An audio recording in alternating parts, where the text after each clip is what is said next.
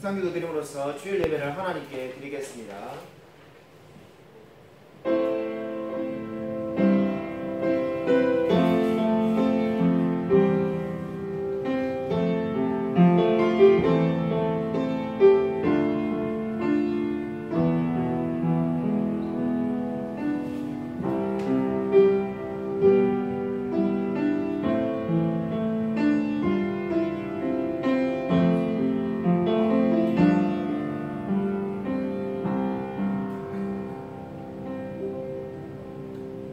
하나님, 우리의 영혼을 어루만져 주셔서 우리의 마음이 하나님께로 고정되어지며 주님만으로 기뻐할 수 있도록 함께하여 주셔서 우리가 정말 세상에 있는 수많은 걱정과 근심은 모두 떨쳐버리고 오직 하나님만 바라보는 예배 시간 될 수 있도록 함께하여 주셔서 주께서 이 예배를 주관하여 주실 줄 믿사오며 살아계신 예수 그리스도 이름으로 간절히 기도드립니다. 아멘. 사도신경 우리의 신앙을 고백드립니다. 전능하사 천지를 만드신 하나님 아버지를 내가 믿사오며 그 아들 우리 주 예수 그리스도를 믿사오니 이는 성령으로 잉태하사 동정녀 마리아에게 나시고 본디오 빌라도에게 고난을 받으사 십자가에 못 박혀 죽으시고 장사한 지 사흘 만에 죽은 자 가운데서 다시 살아나시며 하늘에 오르사 전능하신 하나님 우편한 데 계시다가 죄로서 사한 자와 죽은 자를 심판하러 오시리라. 성령을 믿사오며 거룩한 공회와 성도와 설교통하는 것과 죄를 사하여 주신 것과 몸이 다시 사는 것과 영원히 사는 것을 믿사옵나이다. 아멘. 교동문 시편 106편 1절부터 23절까지입니다.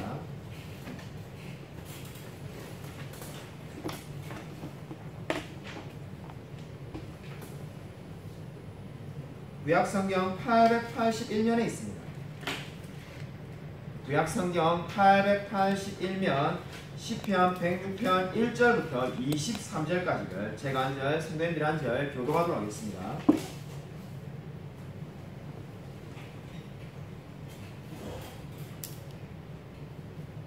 할렐루야. 여호와께 감사하라. 그는 선하시며 그 인자하심이 영원하미로다.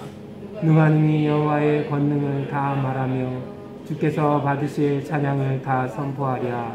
정의를 지키는 자들과 항상 공의를 행하는 자는 복이 있도다.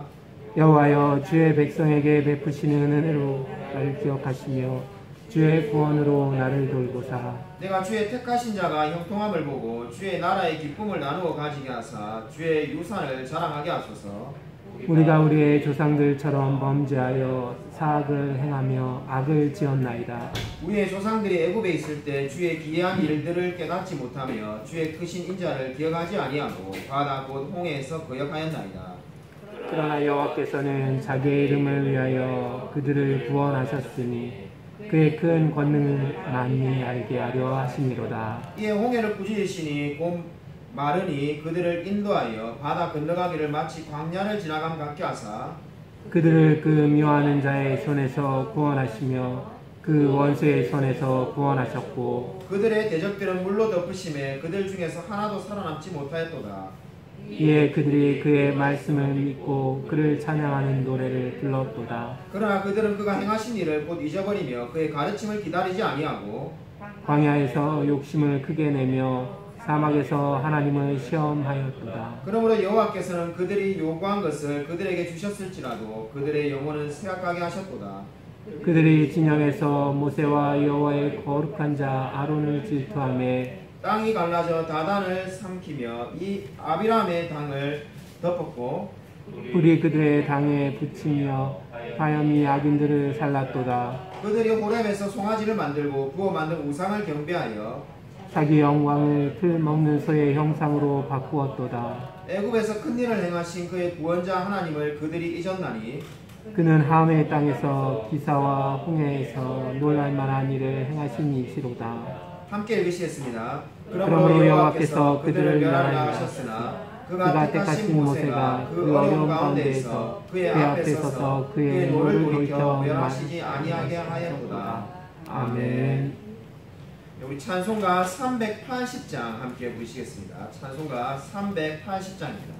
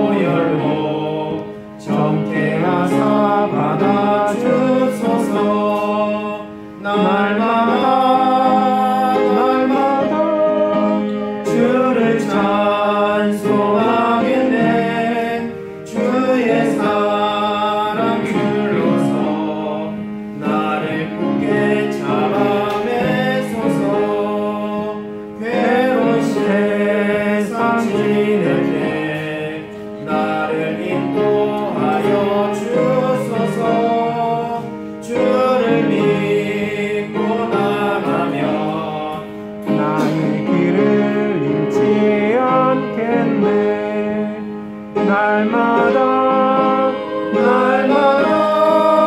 주를 찬송하겠네. 주의 사랑들로서 나를 굳게 잡아내소서. 세상 사랑할 때에 주를 더욱 사랑합니다. 알고 있는 전국에 나의 영혼 들어가겠네. 날마다 주를 찬송하겠네. 주의 사랑 줄로서 나를 굳게 잡아내소서. 아멘. 제가 안건기도 드리겠습니다. 하나님 아버지 감사를 드립니다. 방금 우리가 찬양을 드린 것처럼 나의 생명이 되신 주님께 우리가 나아갑니다. 이러한 고백으로 하나님께 헌금을 드립니다. 주님께서 받으시고 우리의 삶 가운데 은혜 부어 주셔서 날마다 우리가 하나님께 한 걸음 한 걸음 더 가까이 가는 그러한 삶이 될 수 있도록 역사하여 주셔서 우리의 모든 문제와 우리의 모든 상황 속에서 늘 기도함으로써 응답받을 수 있도록 하나님께서 우리의 마음을 주관하여 주셔서 주께서 늘 우리와 함께 동행하여 주실 줄 믿사오며 살아계신 예수 그리스도의 이름으로 간절히 기도드립니다. 아멘. 우리 교회 소식 전하도록 하겠습니다. 주부에 있는 소식을 참고하시기 바랍니다. 우리 방금 찬양을 불렀던 것처럼 우리 이번 주부터 주일 예배부터 영상 찬양 대신에 찬송가를 직접 부르기로 하였습니다. 그래서 여러분이 그걸 기억해 주시면 좋겠습니다. 두 번째로 코로나 확산 방지를 위해서 마스크를 필히 써주시고 방명록에 이름을 기록해 주시기 바랍니다. 수요 예배 동영상으로 가정에서 꼭 예배를 드려주시고 온라인 수모임에 적극적으로 참여해 주시기 바랍니다. 그리고 우리 장모님께서 안 들어오셨는데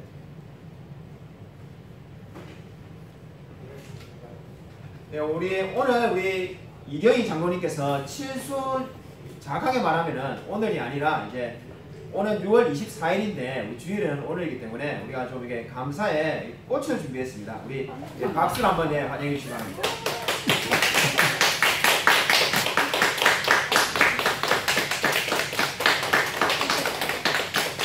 케이크도 준비했는데 케이크는 냉장고 안에 있으니까 나중에 우리가 드리도록 하겠습니다. 그리고 우리 장모님께서 준비하셔가지고 이 떡을 여러분에게 대접한다고 아마 떡이 좀 와있죠, 그죠? 예, 그래서 나가실 때 떡을 이렇게 받아가시면 되겠습니다. 감사에 이 떡을 준비하셨습니다. 네, 감사드립니다. 예, 하이델베르그 요리문답 제89문 하도록 하겠습니다. 옛 사람을 죽인다는 것은 무엇입니까? 우리가 죄로 말미암아 하나님을 진노케 하였다는 것을 마음 깊이 슬퍼하며 그 죄들을 더욱 미워하고 그것을 피하는 것입니다.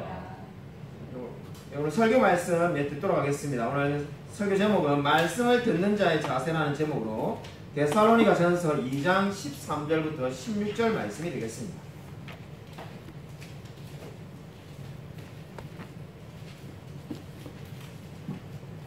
신약 성경 330년입니다. 데살로니가 전서 2장 13절부터 16절입니다.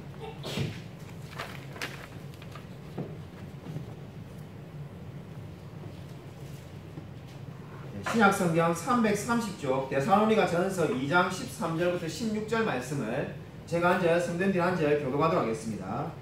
이러므로 우리가 하나님께 끊임없이 감사함은 너희가 우리에게 들은 바 하나님의 말씀을 받을 때에 사람의 말로 받지 아니하고 하나님의 말씀으로 받음이니 진실로 그러하도다. 이 말씀이 또한 너희 믿는 자 가운데에서 역사하느니라.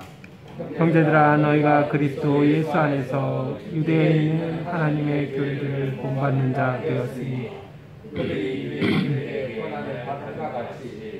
너희도 너희 동족에게서 동일한 고난을 받았습니다. 유대인은 주 예수와 선지자를 죽이고 우리를 쫓아내고 하나님을 기쁘시게 하지 아니하고 모든 사람에게 대적이 되어 우리가 이방인에게 말하여 구원받게 함을 그들이 금하여 자기 죄를 항상 채우매 노하심이 끝까지 그들에게 임하였느니라. 아멘. 오늘 설교 제목은 말씀을 듣는 자의 자세입니다. 제가 글을 하나 여러분에게 읽어드리겠습니다. 여러분이 가지고 계시는 프린트물에 다 나와 있습니다. 오 하나님, 이른 아침에 나는 주님께 부르짖습니다. 내가 기도하고 내 생각이 주님에게 집중할 수 있게 도와주십시오. 나는 이것을 혼자 할 수 없습니다. 내 안에는 어둠이 있지만 주님에겐 빛이 있습니다. 나는 외롭습니다. 그러나 주님께서는 나를 떠나지 않으십니다. 나는 심약합니다. 그러나 주님과 함께 그곳에는 도움이 있습니다. 나는 불안합니다. 그러나 주님과 함께하는 그곳에는 평안이 있습니다. 내 안에는 비통함이 있습니다. 그러나 주님과 함께하는 그곳에는 인내가 있습니다. 나는 주님의 섭리를 이해할 수 없지만 주님은 나를 위한 길을 아십니다. 아멘. 방금 제가 읽은 글은 디트리트 보네퍼가 쓴 글입니다. 어떻게 보면 솔직히 평범해 보일 수도 있습니다. 우리도 이른 아침에 주님께 부르짖고 기도할 때가 있는데 나도 이런 고백은 할 수 있겠다 이렇게 생각할 수도 있습니다. 그러나 이 글이 대단해 보이는 이유가 뭡니까? 그 프린터물에 적혀 있는 것처럼 이 글은 나치 감옥에서 사형 집행을 기다리면서 보네퍼 목사님이 이 글을 썼다는 데 있습니다. 지금 죽어가는 사람이 어떻게 고백한 겁니까? 나는 주님의 섭리를 이해할 수 없지만은 주님은 나를 위한 길을 아십니다라고 고백을 하고 있습니다. 비록 자신은 지금 목숨을 잃게 되고 있지만은 주님께서 가장 좋은 길로 인도하신다는 고백이 되겠습니다. 그리고 이러한 태도가 무엇한 태도입니까? 진정으로 하나님을 만난 자의 모습을 우리는 볼 수가 있습니다. 오늘 첫 번째로 말씀을 받는 자의 태도인데 13절과 14절에 이런 말씀이 있습니다. 13절을 보시면은 바울은 우리가 하나님께 쉬지 않고 감사한다라고 고백을 하고 있습니다. 무엇을 감사할까요? 바울은 이 생긴 지 얼마 안 되는 데살로니가 교회를 향하여서 세 가지를 감사한다라고 말을 하고 있습니다. 첫 번째로 감사한 것이 무엇입니까? 하나님의 말씀을 사람의 말로 받지 않고 하나님의 말씀으로 받아들이는 것을 감사한다라고 말을 하고 있습니다. 사도행전 17장 2절을 보시면은 바울은 데살로니가 해당에서 새 안식일을 강론을 했다라고 말을 합니다. 새 안식일이니까 안식일이 3번 지나가니까 간단하게 말해서 3주가 되겠습니다. 3주 동안 말씀을 전하였습니다. 근데 일부의 사람들은 그 새 안식일이 너무 짧다라고 생각하며 실제로는 바울이 더 오랜 기간 동안 데살로니가에 머물렀을 거라고 주장하는 분들이 있습니다. 그렇게 추측하는 이유는 3주라는 시간은 교회 공동체가 생기기에는 턱없이 부족한 시간이라는 겁니다. 더구나 어떻습니까? 빌립보서 4장 16절을 보면은 바울은 데살로니가에서 빌립보 교회로부터 2번의 후원을 받았습니다. 근데 어떻게 2번의 후원을 받으려면 시간이 많이 필요한데 3주 동안에 2번의 후원을 받을 수 있겠냐고 말하면서 일부의 학자들이 바울이 실제로는 3주가 아닌 긴 시간 동안 데살로니가에 머물렀을 거다 이렇게 주장을 합니다. 그러나 그러한 주장은 그저 추측에 불과합니다. 그리고 교회사를 보면은 짧은 기간에 복음이 전해지고 교회가 생겨난 경우가 너무나 많다는 것을 우리가 쉽게 읽을 수가 있습니다. 지금 오늘 이 성경 말씀도 마찬가지입니다. 지금 3주 만에 교회가 생겼다라고 말하는 것이 결코 놀라운 일이 아닙니다. 더구나 빌립보 교회에서 2번을 후원해줬다고 하는데, 그리고 2번이라는 후원이라는 것이 이번 달에 후원을 해줬으니까 이제 하반기에 12월 달에 후원을 해준다라고 생각할 이유가 없습니다. 빌립보 교회에서 그 주만에 거둔 헌금을 인편을 통해서 2주 연속으로 얼마든지 2번의 후원금을 전달해 줄 수도 있습니다. 그렇기 때문에 우리가 3주 동안에 교회가 생겨나지 않았다라고 믿을 근거는 그 어디에도 없습니다. 그러면 우리가 더 놀라운 것이 무엇입니까? 데살로니가 교회는 비록 짧은 기간 동안에 교회가 생겼지만은 높은 신앙생활 수준을 유지했다는 데 있습니다. 어떻게 해서 데살로니가 교회 성도들은 이처럼 높은 신앙 수준을 가지며 살 수가 있었을까요? 하나님의 말씀을 사람의 말로 듣지 않고 하나님의 말씀으로 들었기 때문입니다. 아멘. 지금 바울은 그것을 첫 번째로 감사하고 있습니다. 이 역사가 짧은 교회에 제일 감사한 것이 뭔가? 하나님의 말씀을 사람의 말로 듣지 않고 하나님의 말씀으로 들었다는 겁니다. 여러분 13절에 보시면 우리 한글 성경에 진실로 그러하다는 말이 있습니다. 이 말은 원어를 그대로 풀으면 사실 그대로, 실제 그대로라는 의미가 되겠습니다. 그러니까 이 말씀이 무엇을 의미합니까? 데살로니가 성도들은 성경에 적혀있는 그 사실 그대로 믿었다는 겁니다. 성경이 말하는 그대로 말을 하고 성경에 멈추는 데서 멈추고 가는 데까지 갔던 사람들이 바로 데살로니가 교회 성도라고 말을 하고 있습니다. 여기서 우리가 알 수 있는 바가 무엇입니까? 데살로니가 교회 성도들은 정말로 하나님의 말씀을 있는 그대로 믿었다는 겁니다. 여러분 어떠한 사람이 신앙이 자라게 될까요? 하나님의 말씀을 있는 그대로 믿는 사람인 줄로 믿으시기 바랍니다. 아멘. 우리 여기서 한 가지 질문을 가지게 됩니다. 그러면 왜 하나님께서는 말씀을 직접 계시하지 않고 사람을 통해서, 바울을 통해서 이렇게 전달했을까라는 생각이 듭니다. 아마 여러분도 한 번쯤은 그런 생각을 많이 했을 겁니다. 그냥 우리를 성경을 통해서 말씀을 믿으라고 할 것이 아니라 이렇게 저처럼 부족한 목사님이 서서 말을 할 것이 아니라 하나님이 직접 천사를 보내거나 아니면은 다니엘에서 있는 것처럼 손가락이 나타나서 이 벽에 성경 말씀을 쓰면은 다 놀라서 하나님을 믿지 않겠습니까? 근데 왜 하나님께서는 이렇게 설교자를 통해서 그리고 성경을 통해서 말씀을 계시하게 되었을까요? 이 질문에 대해서 칼빈이 기독교 강요에서 이렇게 말을 하였습니다. 제가 읽어드리겠습니다. 하나님께서는 그의 사역자들이 말하는 것을 그분 자신이 말하는 것으로 듣고 있는지 시험함으로써 우리의 순종을 입증하고자 하신다. 또한 하나님께서는 우리의 연약함 때문에 우리를 당신에게로 이끌고자 하실 때 벼락을 쳐서 쫓아내는 방식보다는 해석자들을 통하여 인간적인 방식으로 대하기를 선호하시기 때문이다. 아멘. 여러분 이 말씀이 무엇을 의미합니까? 하나님은 설교자라는 연약한 자를 세우심으로써 그들이 하는 말을 통해서 어떻게 하기를 원하신다는 겁니까? 정말로 하나님의 말씀에 우리가 순종하는지를 시험하고자 하신다는 겁니다. 그냥 벼락을 쳐서 우리를 놀라게 하시는 방법보다는 정말로 해석자를 통해서 인간적인 방식으로 우리를 하나님께로 인도하신다고 말을 하고 있습니다. 우리 시대의 제일 안타까운 현상이 무엇입니까? 말씀을 나의 기준으로 듣는다는 데 있습니다. 오늘 이 말씀은 내게 얼마나 유익이 있는가? 오늘 설교를 통해서 나는 무엇을 깨달았는가? 많은 분들이 그렇게 생각합니다. 그래서 내게 유익이 없으면 오늘 설교는 들어도 남는 게 없다 이렇게 생각하는 분들이 많습니다. 물론 설교에 유익이 있어야 되고 깨달음이 있어야 됩니다. 근데 사실 이러한 질문들은 두 번째로 중요한 질문입니다. 오늘 지금 이 바울이 지적하는 것처럼 이 성경 말씀이 말씀하시는 것처럼 제일 중요한 질문은 무엇입니까? 제가 여러분에게 얼마나 많은 교훈을 주고 있는지, 얼마나 여러분에게 듣기 좋은 이야기를 하는지 그것이 중요한 것이 아닙니다.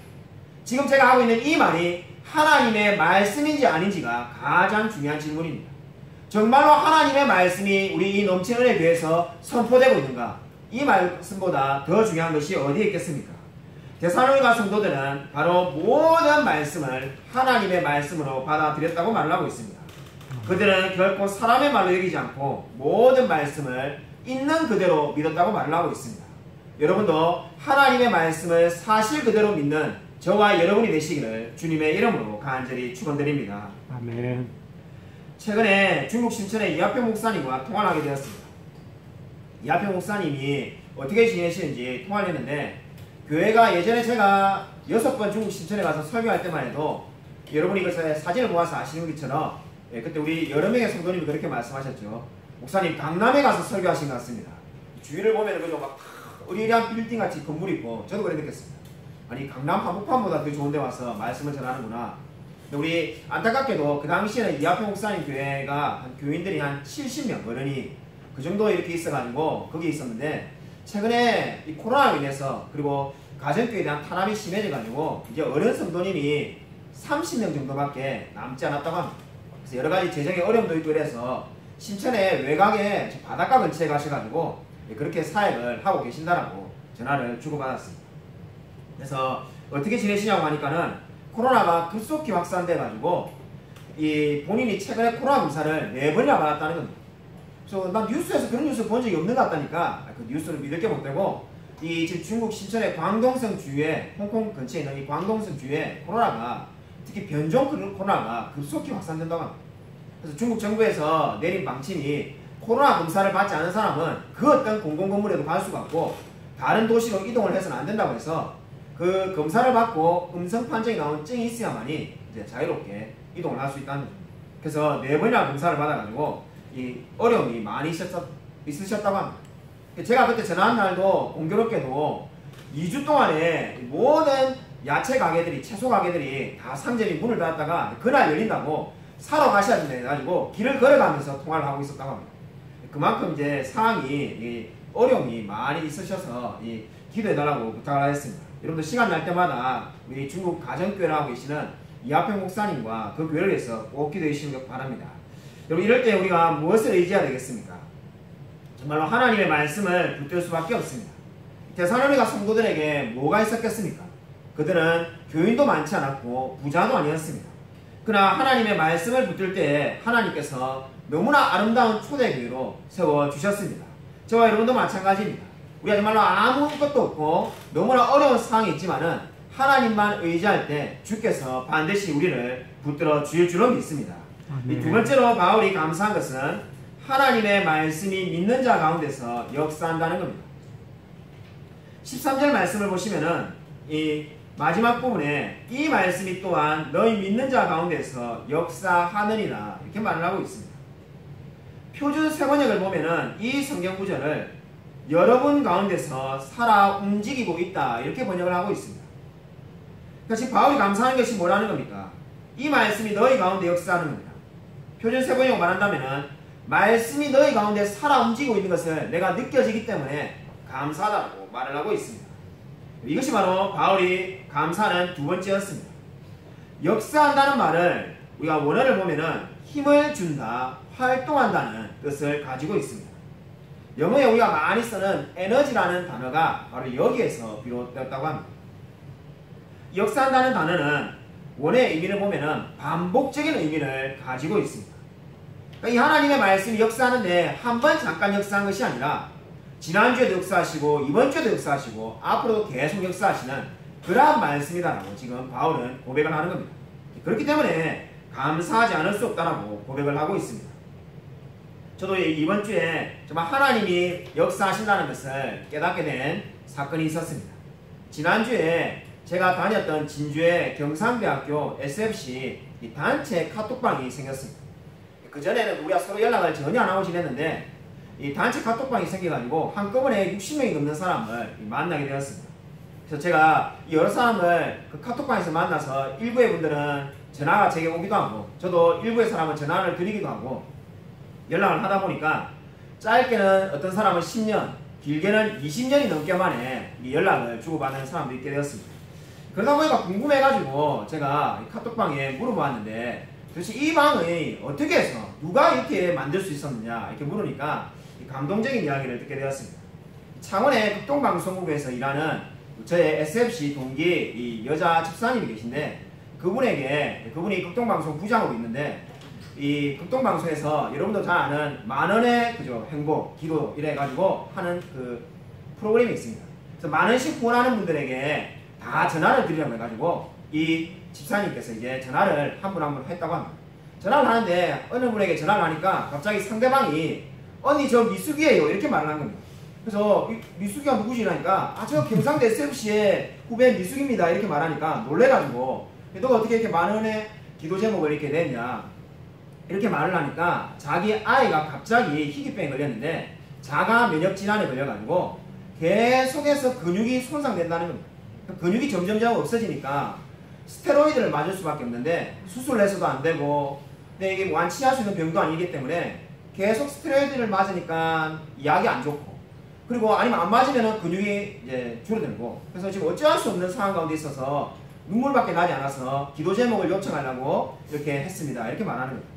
그 말을 듣고 있던 이 극동방송에 일하는 여자 집사님께서 내가 너무나 사람들에게 무관심하게 살았구나. 수많은 사람들의 기도 제목이 있을 건데 내가 그들의 기도 제목을 듣고 살았어야 되구나. 이런 후회가 돼가지고 그 순간에 바로 너가 알고 있는 우리 SFC 사람들 전화번호 있으면 다 내게 보내봐라 해가지고 그거를 받고 또 자기가 가지고 있는 게 있잖아요. 그래서 그분들에게 다 전화를 드리면서 취합을 하게 된 거예요. 취합을 해가지고 이렇게 방을 만들게 되었다고 합니다. 그리고 난 다음에 이제 서로 기도하자라고 말을 한 거죠. 그 말을 들으니까 제가 정말로 오늘 이 말씀이 말한 것처럼 하나님이 지금도 살아 역사하시고 계시구나.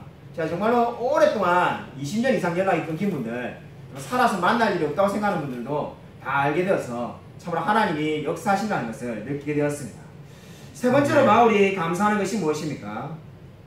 14절에 보면은 고난을 받는 일에 동참하게 된다는 것을 감사한다라고 말을 하고 있습니다. 바울은 데살로니가에 오기 전에 어디에 있었습니까? 빌립보에 있었습니다. 빌립보에서 어떤 일이 일어났습니까? 많은 매를 맞고 감옥에 갇히게 되었습니다. 그 감옥 속에서 어떤 일을 봅니까? 초자연적인 하나님의 역사를 보게 됩니다. 빌립보에 있던 그 감옥에 있던 간수가 회심을 하고 하나님을 믿는 역사를 바울은 보게 됩니다. 고난을 바울이 빌립보에서 겪었지만은 은혜를 많이 받고 데살로니가에 오게 됩니다. 데살로니가에서도 유대인의 박해가 있었습니다. 그런데 바울이 어떻게 이 고난을 이겨낼 수 있었겠습니까? 우리가 생각할 수 있는 것은 빌립보 감옥에서 하나님이 역사하시는 것을 바울이 목격했기 때문입니다. 그 놀라운 하나님의 역사를 목격했기 때문에 데살로니가에서 수많은 어려움이 있지만은 바울은 이겨낼 수가 있었습니다. 여기서 우리가 알 수 있는 진리가 무엇입니까? 여기서 우리가 알 수 있는 진리는 어제 하나님께서 주신 은혜가 오늘 우리가 당하는 고난을 이겨낼 수 있게 하신다는 겁니다. 여러분 오늘 이 말을 꼭 기억하시기 바랍니다. 어제 우리에게 하나님이 주신 은혜가 오늘 우리가 당하는 고난을 넉넉히 이기게 만들어 주실 줄로 믿습니다. 여러분 그것이 바로 바울이 겪었던 삶입니다. 바울은 바로 빌립보에서 놀라운 하나님의 은혜를 체험하고 이 데살로니가에서 유대인의 박해가 있었지만은 꿋꿋이 복음을 전할 수가 있었습니다. 고린도후서 1장 4절에 이렇게 말씀합니다. 여러분 고린도후서 1장 4절 말씀 우리 같이 한번 프린트물에 나눠 있으니까요. 같이 한번 읽겠습니다. 시작. 우리의 모든 환난 중에서 우리를 위로하사 우리로 하여금 하나님께 받는 위로로서 모든 환난 중에 임하는 자들을 능히 위로하게 하시는 이시로다. 아멘. 우리는 은혜라고 하면 흔히 어떻게 생각합니까? 고난이 전혀 없는 것이 은혜라고 생각할 때가 많습니다. 사실 저도 오랫동안 그렇게 생각했습니다. 고난하고 은혜는 반대 개념이라고 생각했던 적이 정말로 많았습니다. 고난이 있는데 무슨 은혜인가? 고난이 없어야 은혜지. 근데 그렇게 생각해보면 어떻습니까? 여러분 인생에 고난이 없었던 적이 얼마나 됩니까? 아마 그럼 은혜 받은 날이 얼마 안 될 겁니다. 근데 여러분 오늘 고린도후서 1장 4절 말씀과 그리고 이 데살로니가 전서에서 말씀하는 바가 뭡니까? 고난 가운데 누리는 은혜를 말씀하고 있습니다. 고난이 전혀 없었기 때문에 은혜라는 것이 아니라 고난을 내가 비록 겪고 있지만은 그 가운데 주시는 은혜가 있다는 겁니다. 한마디로 환난 가운데서 기뻐한다라고 말을 하고 있습니다. 그래서 지금 고린도후서 1장 4절도 어떻게 말합니까? 모든 환난 중에서 우리를 위로하사 그 모든 환난 중에 있는 자들을 어떻게 하십니까? 능히 위로하게 하시는 이시로다. 이렇게 말하고 있습니다. 여러분 저와 여러분에게 고난이 있습니까? 그 가운데 분명히 하나님의 은혜가 넘쳐날 줄로 믿습니다. 그리고 중국의 가정교회 지도자 출신인 보프의 이야기입니다. 이분이 감옥에서 고초를 겪었는데 그 전에 낮에는 공산당 학교에 영어 교사로 살면서 밤에는 가정교회 지도자로 사는 그러한 이중적인 삶을 살았다고 합니다. 근데 그렇게 살고 있다가 어느 날 발각되어서 아내와 함께 이 보프가 감옥에 갇히게 됩니다. 감옥 안에서도 늘 담대하게 찬송을 부르니까 이 공산당 공안들이 이 보프와 그 아내분을 때리면서 다시는 찬송을 부르지 못하도록 그렇게 말을 합니다. 그래서 이제 찬송을 못 부르니까 이분이 허밍으로 찬송을 부르기 시작합니다. 그러니까 이 뭐 하고 있냐니까 내가 찬송을 부르지 않았다면서 허밍으로 찬송을 흥얼거리는데 감옥에 있는 모든 죄수들이 그것을 따라 부르기 시작했다고 합니다. 그러고 난 다음에 결국은 하나님께서 1997년에 극적으로 이 추구하게 해주셔서 미국으로 망명하여서 이 차이나 에이드라는 이 단체를 성립해서 중국에 있는 많은 가정교회 지도자와 인권 운동을 하고 계신다고 합니다. 이 이야기가 무엇을 보여줍니까? 고난 가운데서도 우리가 찬양을 할 수가 있다는 겁니다.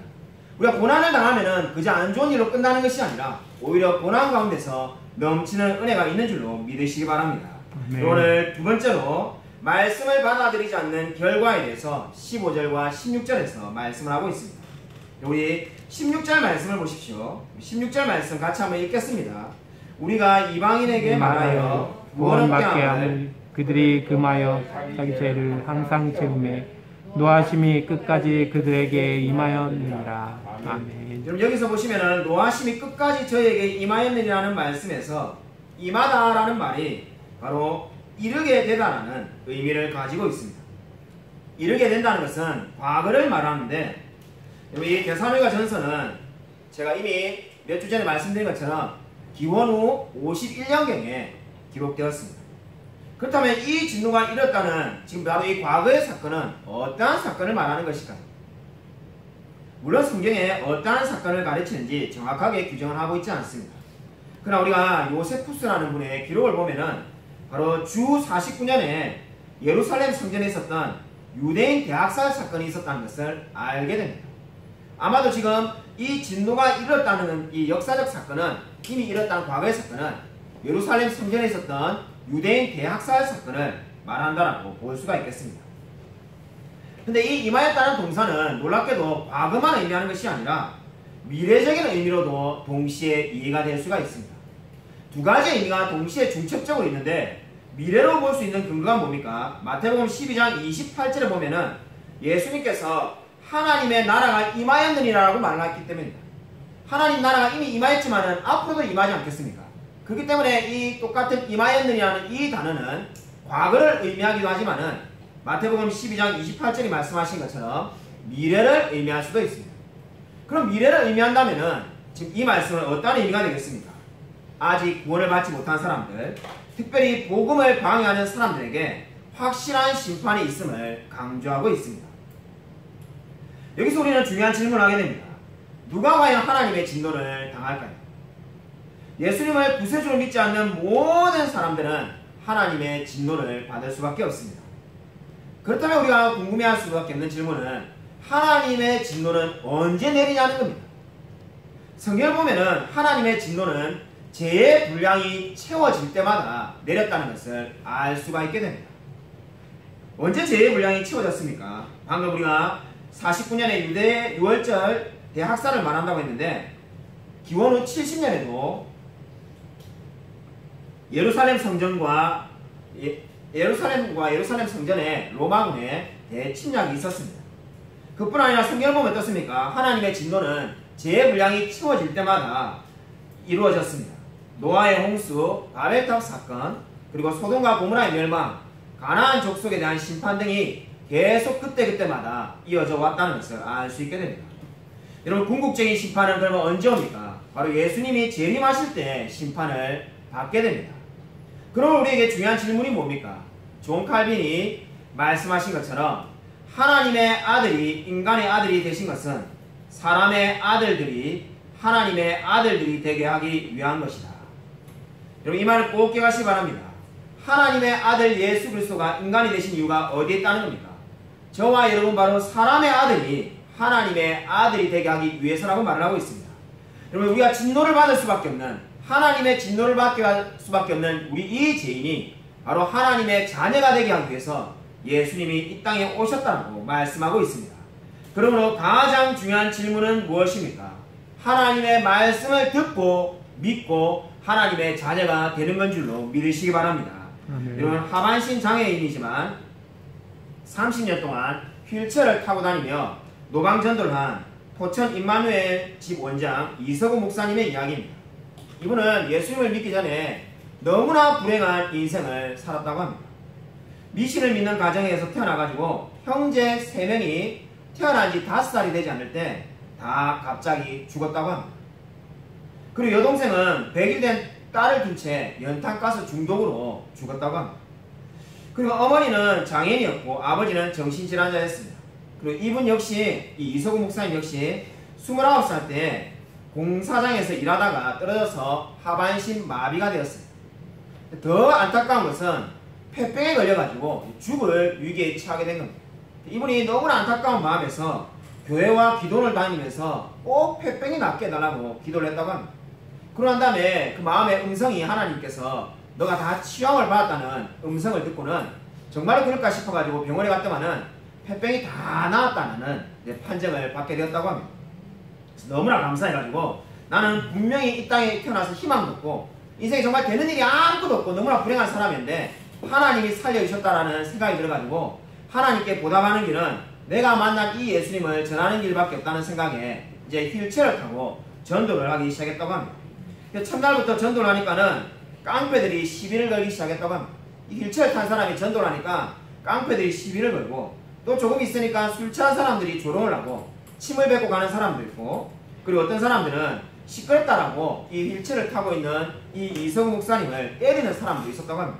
그러나 비가 오나 눈이 오나 30년 동안 하루도 빠지지 않고 청량리역 광장 그리고 의정부역 광장, 서울역 광장을 돌면서 복음을 전했다고 합니다. 그러고 난 다음에 수많은 사람들에게 이제 복음을 전해서 그들이 하나님께로 돌아오게 되었습니다. 이번에 이성우 목사님이 이런 말을 하였습니다. 노방전도를 하면은 별의별 일을 다 당합니다. 야유와 비난을 받는 것은 아무것도 아니고 제일 힘든 것은 이 몸에 여러 가지 피와 고름이 생기는 것이 괴롭습니다. 상처가 생기는데 그 이유가 뭐냐면은 집에 가만히 있으면은 괜찮을 건데 휠체어를 계속 타고 다니니까 그 몸의 부분들이 휠체어의 부분과 부딪히면서 상처가 생기고 피와 고름이 생겨서 욕창이 생긴다는 겁니다. 그래서 너무나 힘든답니다. 그래서 수술을 또 받게 된 경우가 종종 있었다고 합니다. 그런데 그래도 계속해서 복음을 전하는 이유는 하나님의 사랑의 빚진 자인 자신이 어떻게 편안한 삶에 안주할 수 있겠냐는 겁니다.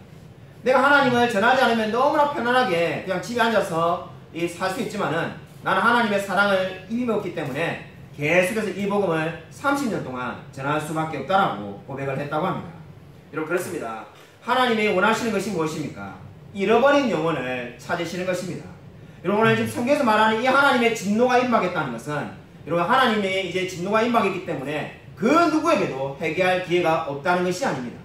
오히려 하나님의 진노가 임박했기 때문에 회개할 자를 찾고 계신 줄로 믿으시기 바랍니다.